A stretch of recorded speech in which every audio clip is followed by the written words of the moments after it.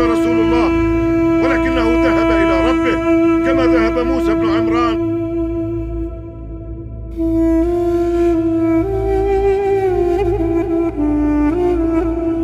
والله ليرجعن رسول الله كما رجع موسى فليقطعن أيدي رجال وأرجلهم زعموا أن رسول الله مات. Kira-kira apa yang terjadi kepada umat Islam ketika mendengar wafatnya Rasulullah? Dan siapa yang pantas menggantikan posisi Rasulullah sebagai pemimpin umat Islam? Lalu siapakah yang menggantikan Rasulullah sebagai pemimpin umat Islam untuk meluruskan kembali orang-orang yang sudah terlanjur murtad? Dan bagaimana proses pengangkatan pengganti daripada Rasulullah Shallallahu Alaihi Wasallam? Umat Islam yang ada di Madinah, Mekah dan Taif, mereka tetap berpegang teguh kepada ajaran-ajaran Islam. Namun seluruh umat Islam yang ada di luar tiga daerah tersebut, mereka murtad dan kembali kepada agama asalnya. Ada dua kelompok umat Islam yang murtad pada saat itu.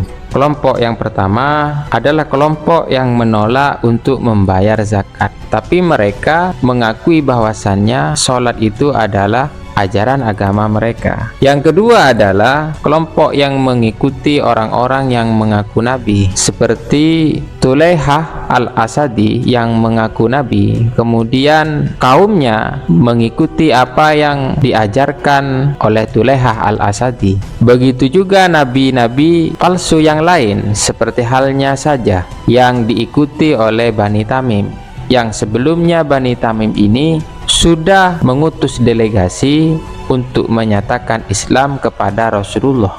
Rasulullah Shallallahu Alaihi Wasallam memiliki dua tugas yang harus dilaksanakannya pada umatnya. Yang pertama, menyampaikan risalah Allah Subhanahu wa Ta'ala yang dengannya beliau dipilih untuk menyampaikan kepada umatnya. Dalam hal ini, beliau seolah dipandang sebagai legislator syariat yang diberi mandat oleh Allah Subhanahu wa Ta'ala. Dan tugas yang kedua yaitu menjadi imam kaum muslimin yang menyatukan mereka, mengarahkan mereka pada kebaikan dan menjauhkan mereka dari keburukan, serta menjadi hakim pemutus sebagai silang sengketa di antara mereka berdasarkan hukum yang diwahyukan kepadanya. Kemudian beliau menjadi pelaksana dari hukum-hukum tersebut.